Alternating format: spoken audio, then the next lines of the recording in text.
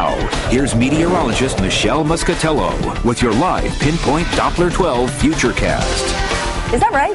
Or is that really right? I mean, that's 88? outside our studios. Yeah, can you believe it? I mean, 88's a hot day if it were the middle of summer. Yeah, I thought maybe we had a problem like the Space Shuttle Discovery, like our antenna's broken or something, and we're just reading double eights. The thermometer runs a little hot out there, okay, but you know, we're still well into the 80s, you know, multiple readings all across our area. You go ahead, I'm going. Yeah, she's heading out the door. Hey, like so many people saying maybe an hour, 2 hours for lunch today, wrap things up 4 o'clock in the afternoon, get home a little early, take advantage of this gorgeous, you know, preview of summer. A lot of people don't like this heat this early on, but after all the flooding and rainfall that we had early last week, it's nice to see this. 85 degrees, feels like 82, factoring in a west wind at 12 miles per hour. Now, the winds out of the west in our inland areas, but they have turned onshore in some of our coastal locations, and that's why it's a little bit cooler in spots. But look at the humidity, only 24%. And that's ultra low for a day in the 80s. And it's gotten so low that the National Weather Service has us under a red flag warning now until 6 o'clock this evening. It's for inland areas, and it's just a combination of breezy conditions, low humidity, and warm temperatures that could lead to you know, some fire weather threats. So if a fire were to develop, it could spread a little quicker. The fact that the brush is still very moist from all the rainfall will help alleviate some of that. The Pawcatuck River still seeing some minor flooding right now. It's taken a real long time for this to drop below flood stage. Right now, the forecast is for it to finally go within its banks by the end of the week. So talk about what a contrast. We go from fire weather to still some flooding at local rivers. Dry skies, though, lots of sunshine. That's helped those temperatures warm up. 84 right now in Smithfield, 83 Boston, 85 Taunton, 80 even in Newport. This is higher than I even thought we'd get in Newport. But notice westerly Groton, Block Island. West-southwest winds there, keeping the temperatures cooler, and it's cooler on the Cape, too. So 84 from our weather spotter, Robert in Fall River. He says a summer-like day. Jim in North Smithfield says bright sun at 80. And Mike in New Bedford says you couldn't ask for more, 83 degrees.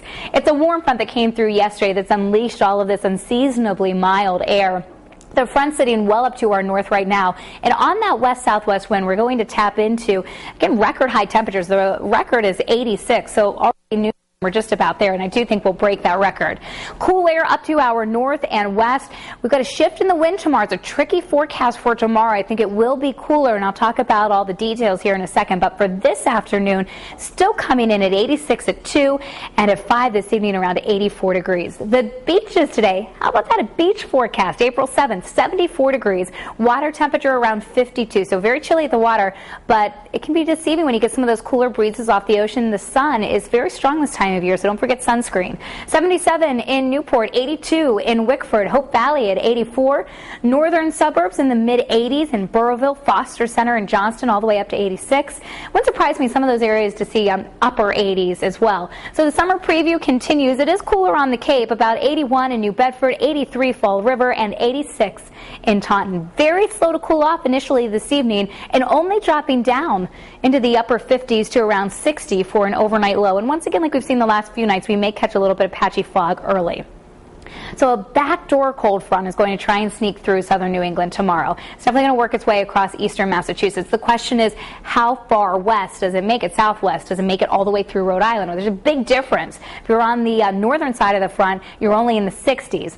On the southwestern side of the front, 75 to 80. I'm going to kind of split the difference. I'm thinking the front will try to come through at least most of Rhode Island, so I'm thinking a noticeably cooler day tomorrow, around 73 degrees for a high, and then some showers Thursday night and Friday.